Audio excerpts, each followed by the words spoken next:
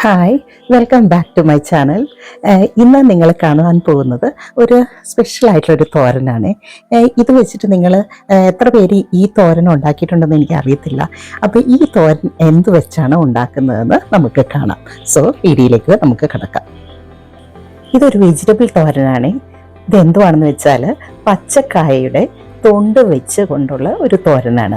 നമ്മൾ ചിപ്സൊക്കെ വറുക്കാൻ വേണ്ടി പച്ചക്കായ വാങ്ങിച്ച് വീട്ടിൽ വറുക്കുമല്ലോ. അപ്പം അതിൻ്റെ തൊണ്ട് നമ്മൾ സാധാരണ കളയാറാണ് പതിവ്.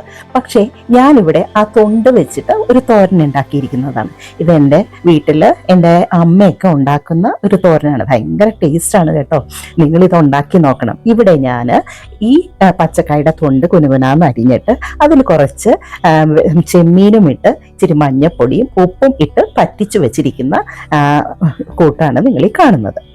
ഇതിനു വേണ്ടി ഉള്ള അരപ്പ് 1.5 കപ്പ് തേങ്ങ, 10 ചെറിയ വെളുത്തുള്ളി, 3 ചുവന്നുള്ളി, 10 ചെറിയ കാന്താരി മുളകിന് അധികം എരിവുള്ള മുളകല്ല കേട്ടോ, ഒത്തിരി മൂത്തതല്ല.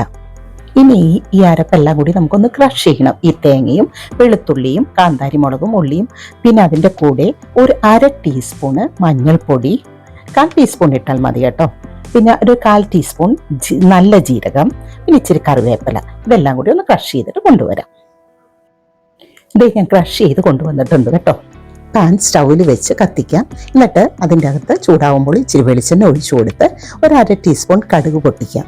അത് കഴിഞ്ഞ് ഒരു ഇച്ചിരി കറിവേപ്പില ഇട്ട് കൊടുത്ത് ഒന്ന് ഇളക്കി കൊടുത്തതിന് ശേഷം നമ്മുടെ അരപ്പിട്ട് കൊടുക്കാം. എന്നിട്ട് അതിൻ്റെ പച്ചമണം മാറുന്നത് വരെ അത് ഇളക്കി കൊടുക്കണം. ഒരു 2 മിനിറ്റ് മതി കേട്ടോ. ഇനി നമുക്ക് ആ പറ്റിച്ചു വെച്ചിരിക്കുന്ന കായയുടെ തൊണ്ട് ചെമ്മീൻ കൂട്ട് അതിലിട്ട് കൊടുക്കാം.